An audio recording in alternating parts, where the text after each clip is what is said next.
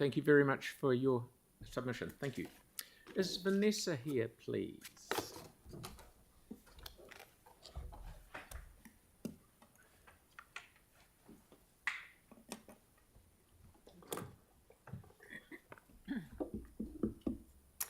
Mayor, councillors, guests as well. Ko Vanessa Wells, tōku ingoa, kia ora koutou. My name's Vanessa Wells and I'm a filmmaker based here in Otatahi, Christchurch, and I'm asking that the council itemise the regional screen production grant in the long-term plan.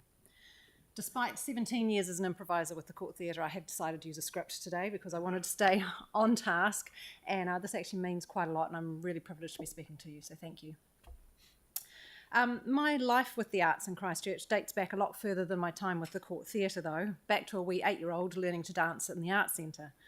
To me, my hometown of Christchurch has always been deeply connected to the arts. Back then, though, I didn't call it the arts, I just called it fun. And I now call it work, but it is still fun, and I absolutely adore my job. I'm speaking to you today because I want my work and my business to flourish here in my own hometown. But the arts can't do that without support. It's one of those things that everyone uses in some shape or form because it's an integral part of being human. And we need to help keep work flowing in our city. These days, my full-time job as a filmmaker means that I rely on an ecosystem because film is a collaborative medium. Over the last 3 years, the foresight of this council has been to instigate a regional screen production grant, which has transformed our local filmmaking ecosystem. From a groundbreaking $1.5 million scheme has flowed 11 films and over $12.5 million, conservatively, in return to the local economy, from everything from hiring of venues, accommodation nights, rental cars, to filled rolls and sushi and a ridiculous amount of coffee for crew. It is an industry secret that films are held together by gaffer tape and coffee. Well, over the last 3 years, that gaffer tape's been bought from Papanui, Mitre 10, and the coffee has come from places like Switch and Sockburn. It's imperative that the phenomenal start to the regional grant scheme is continued. Without it, they will not come.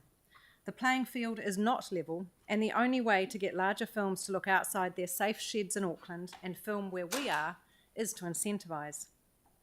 I'm on the board of WIFT NZ, which is Women in Film and Television, and I'm the South Island representative on that board, and I've worked there for the last 8 years.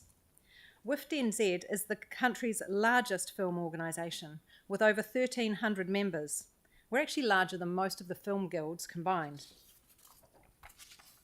And I see, through that organisation, firsthand what growth in the industry can do and how we are perceived outside of our region. As a result of the Council's vision in setting up this grant and seizing this opportunity for a broad range of Christchurch local businesses, 3 other screen officers are scrambling to catch up and looking to establish their own regional incentives due to the nationally recognised success of ours. If other cities, regions, are successful while the Screen Canterbury NZ's grant is disestablished, our local screen industry could fall further behind than we were before, and all that we have gained could be lost.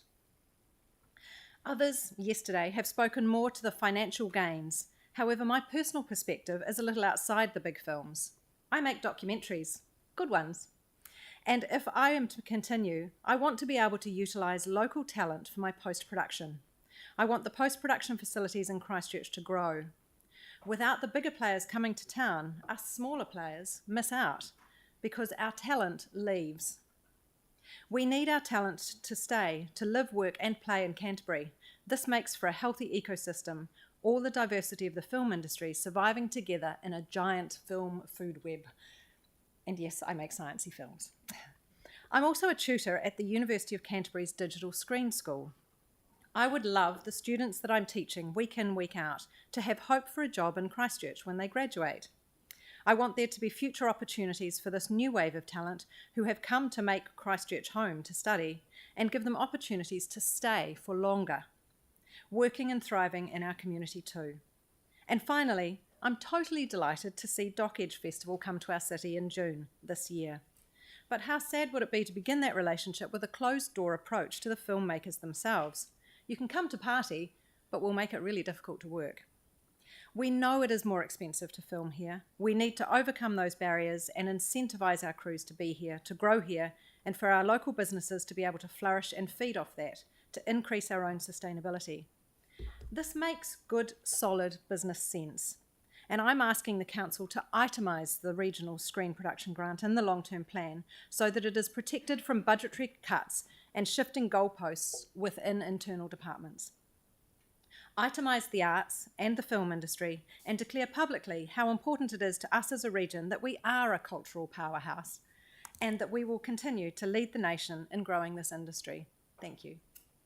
Thank you. Thank you very much, Vanessa. Aaron? Yeah, Vanessa, do you know what percentage of funding from New Zealand On Air, the Film Commission and stuff, that the South Island gets in total? Actually, I don't know that off the top of my head, but anecdotally, it's as little as 2%. Right, and we're 24% of the population currently. Yeah, okay. And just so everyone knows, Vanessa's work in WIFT over the years was essentially the backbone of the industry until we re-established the film office. Mm-hmm. So she speaks from a big platform. Thank you. Yeah, you're welcome. Yeah, Yanni, please. Yeah, thank Lastly, you. Yanni. I just wondered if you had any thoughts around our economic strategy undervaluing or not being more explicit about the benefit of creative industries to our economy or to our prosperity. Like and I don't know how much you're aware of kind of what's in it, but certainly in our long-term plan, we set sort of objectives and stuff around levels of service, activity management plans. Absolutely. That guides the investment. And I just wondered if you'd kind of had any thoughts about the higher level promotion of the creative industries in our city in terms of the benefits and the reason why they should be supported. I think there's always a lot of talk. Nobody ever says let's not like the arts. You know, everybody likes to like the arts. What we find though is that value within what people are prepared to spend to enjoy the arts or what people are prepared to support with the arts is not enough to actually be able to produce the quality of goods that we're after.